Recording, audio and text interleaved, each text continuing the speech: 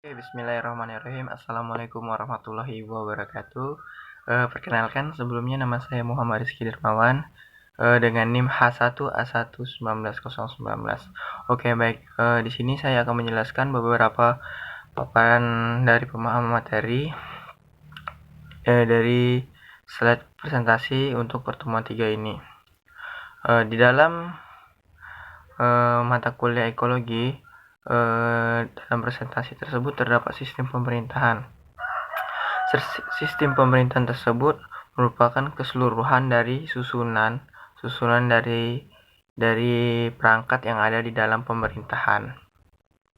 Secara tidak langsung berarti adanya suatu rancangan ataupun pola untuk menjalankan suatu pekerjaan ataupun sistem yang ada di dalam negara tersebut. Pemerintahan tersendiri adalah adanya sistem yang di dalam suatu negara untuk menjalankan suatu konsep dalam mensejahterakan rakyat. Mensejahterakan rakyatnya tersendiri ini adalah suatu tujuan dalam negara.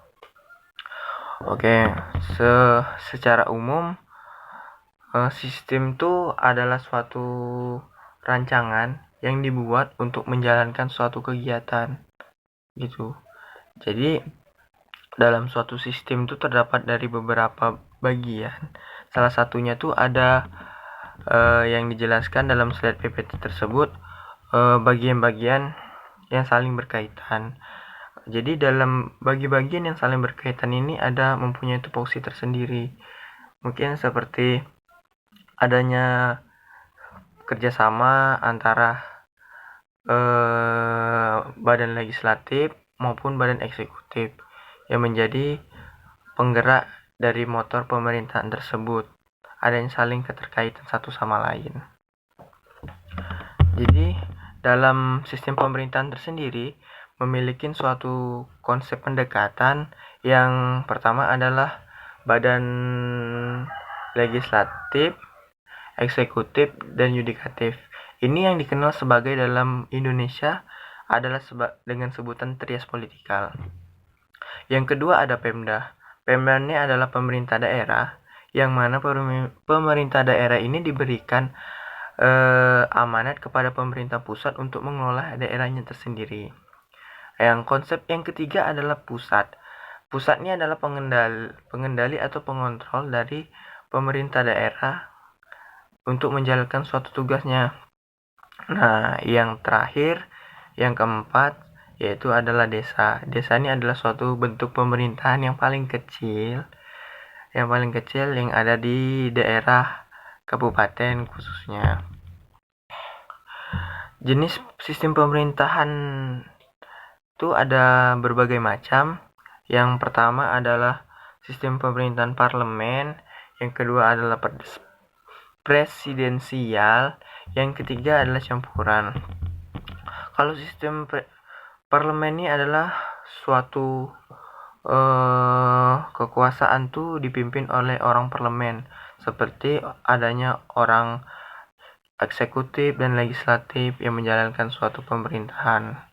Nah, dalam artian di sini parlemen, tugas presiden ini hanya sekedar pelengkap gitu. Kalau yang menjalankan asli tugas dari negara tersebut, itu sepenuhnya dijalankan oleh orang parlemen gitu. Yang kedua ada sistem presidensial. Presidensial ini seperti sistem yang digunakan yang ada di Indonesia khususnya. Dalam artian kalau sistem presidensial ini kita tuh saling bekerja sama antara badan legislatif, eksekutif, adanya hubungan gitu. Jadi korelasinya tuh saling membantu satu sama lain dalam melaksanakan tugas. Dan juga di sini presiden juga tidak bisa semena-mena berkuasa seutuhnya. Dia juga nggak bisa membubarkan badan legislatif maupun badan yang lainnya. Begitupun juga sebaliknya, badan Legislatif nggak juga bisa membubarkan badan eksekutif. Nah, selanjutnya yang terakhir ada sistem campuran, yang mana sistem campuran ini pemerintah yang memadukan kelebihan dari sistem parlemen dan sistem presidensial, yang mana ciri utamanya tuh salah satunya pemerintah tuh dipilih oleh orang-orang yang ada di parlemen. Yang kedua, lama masa jabatan eksekutif itu ditentukan dalam konstitusi.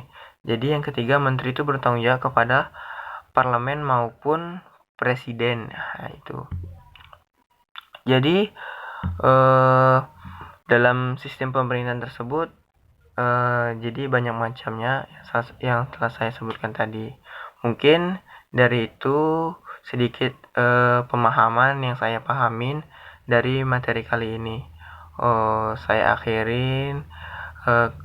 Apabila ada salah kata atau perkataan yang kurang pas, saya mohon maaf, dan kepada Allah saya mohon ampun.